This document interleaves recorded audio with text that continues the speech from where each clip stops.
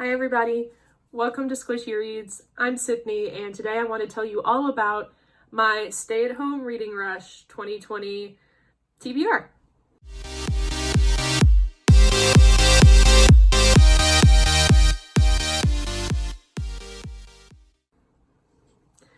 So, the Stay at Home Reading Rush is taking place from April 16th to April 19th.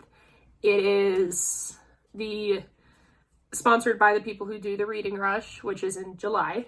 And this one's all about staying at home and just trying to be cheery and do something during all of this, which is something everybody needs. And this is like other Reading Rushes, which has 4 book challenges and then 4 Instagram challenges. And for the 4 book challenges, that is hard to say. For the 4 book challenges, I have chosen 4 different books, which are really ambitious, especially whenever we get to the 3rd one. You'll see what I mean in a second. But the 4 prompts, which I will be leaving down below, or challenges, are read a book with a house on the cover, read a book in the same room the whole time, read a book set somewhere you want to go, and read a book that will make you smile. And let's go ahead and get started.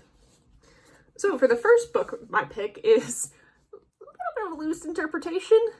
It is Read a Book with House on the cover, and I picked The Devil in Ohio. Well, it's just Devil in Ohio by, I'm terrible at this, Daria Politan. So I'm counting this as a house. It's a house of God. And you might recognize this from my most recent book outlet haul. And this is for my book with a house on the cover, and the blurb on the back is, "How's her back?" Susan asked, noting the blood-speckled... English is hard, yo.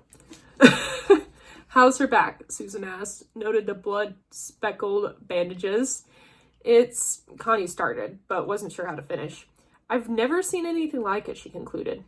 The girl's chest rose and sank, rose and sank. The 2 women watched their patient, mesmerized by her mysterious arrival and clearly traumatic past. "She's like a broken angel," Connie said. Susan finally tore away her stare. "I'm going to get some tea. Page me when she wakes up?" Connie nodded. "Will do." Susan took one more look at the patient's sleeping face. She watched the girl's eyelids twitch. What nightmares lay beyond those lids? And also, I think this is a smaller publisher. It's published by Fywell and Friends out of New York. And apparently this is Daria Politan's premiere novel. It has very, large text that's very well spaced, so hopefully it'll be a quicker read. It is about 330 pages. So I'm looking forward to that. And in the cover it says, "Evil comes in many forms." So, I'm going to take a wild guess. The Antichrist is in this. It'll be awesome. But I'm guessing it's a thriller and horror. But House of God. The house on the cover. It works. Okay. And then for the next pick, this is a hangover from March. And it is read a book in the same room the whole time. And this is going to be The Night Country by Melissa Albert. Now, what you can't see, I live in a 1-bedroom apartment. The rooms in my house, aka apartment, are bedroom over there, living room right there, kitchen right here. It's a living room, kitchen, right there, bathroom, walk-in closet, patio. There are your options. I just have to read on the couch the entire time and not read it in bed. That's a success. But The Night Country is a sequel to The Hazelwood, which is, I don't want to spoil it, but it reminds me a lot of Inkheart. If you guys know what I mean, it's very much the stuff that's inside the book is real for fairy tales. So, looking forward to that one. And it is short as well. Her books also read very quickly. But, ooh, that's pretty. Oh, it has these little images. That's cute. Hold on. I forgot the Hazelwood had that. But yeah, the text is fairly large and well spaced out. This one, again, is about 330 pages.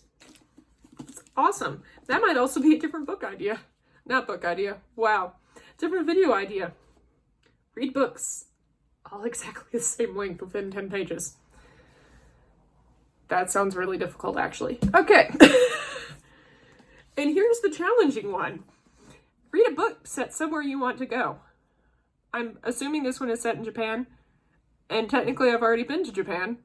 But I want to go back. Because it was fun. And also I want to go to more than just Tokyo. But, assuming this is set in Japan. Battle Royale by Kushan Takami. For those of you who don't know, Battle Royale is very loosely based on Lord of the Flies. And there is talk that Susan Collins actually ripped off Battle Royale for the Hunger Games. I read the Hunger Games. I enjoyed the Hunger Games. But I have heard that Battle Royale is much better. And also much more gory. And it doesn't say it on here, it just says the original survival game, which I'm guessing is a poke at Hunger Games. But there's actually a movie. So I might watch the movie as well. We'll see. Just so you guys get a good idea, the back blurb is Kushan Takami's notorious high-octane thriller envisions a nightmare scenario. A class of junior high school students is taken to a deserted island where, as part of a ruthless authoritarian program, they are provided arms and forced to kill until only one survivor is left standing. Criticized as violent exploitation when first published in Japan, where it became a runaway bestseller, Battle Royale is a Lord of the Flies for the 21st century. A potent allegory of what it means to be young and barely alive in a dog-eat-dog world. So middle schoolers, shoot each other. Just kidding. It's very much like this is supposed to be very violent. Now, this one has much smaller and much more together text. Much smaller line spaces.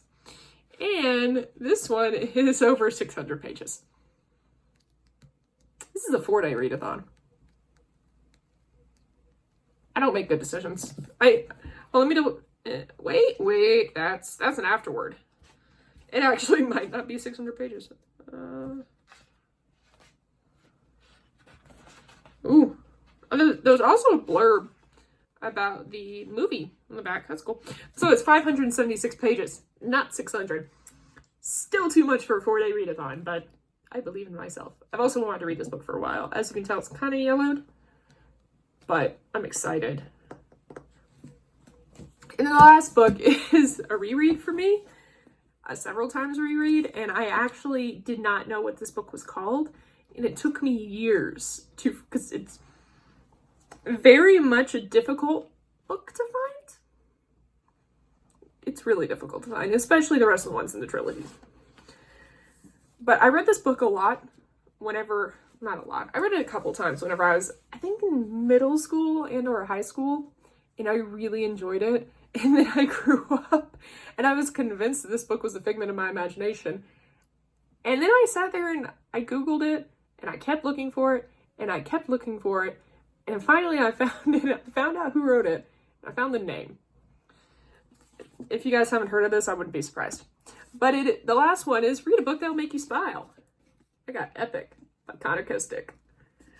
This is very much like an SAO.hack sort of book. Like Sword Art Online.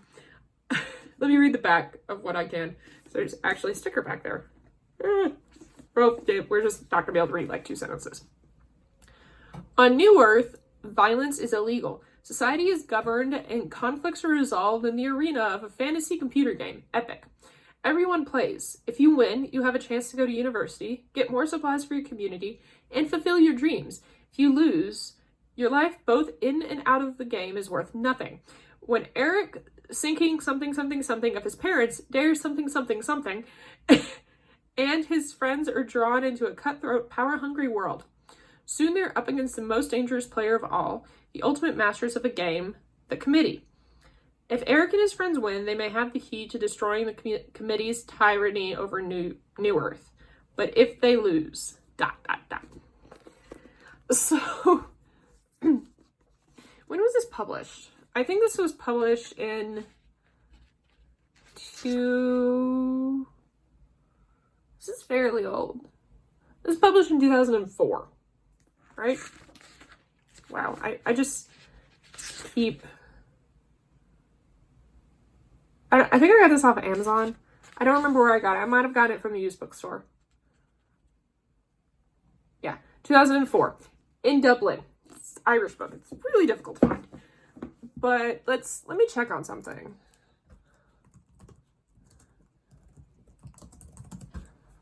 Okay, so... Yep, I was right. So, Ready Player One was actually published in 2011. This was published in 2004.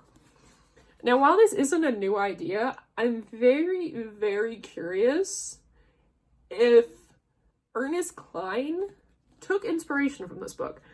Because this book is pretty awesome. Now, granted, I have a feeling this book probably took some inspiration from, like, Dot Hack, which is an anime. But I really enjoyed this book growing up a lot. And that's why this is a book that'll make me smile. And it's shorter. It's a really quick read from what I remember. And it is 365 pages. Or 66. Something like that.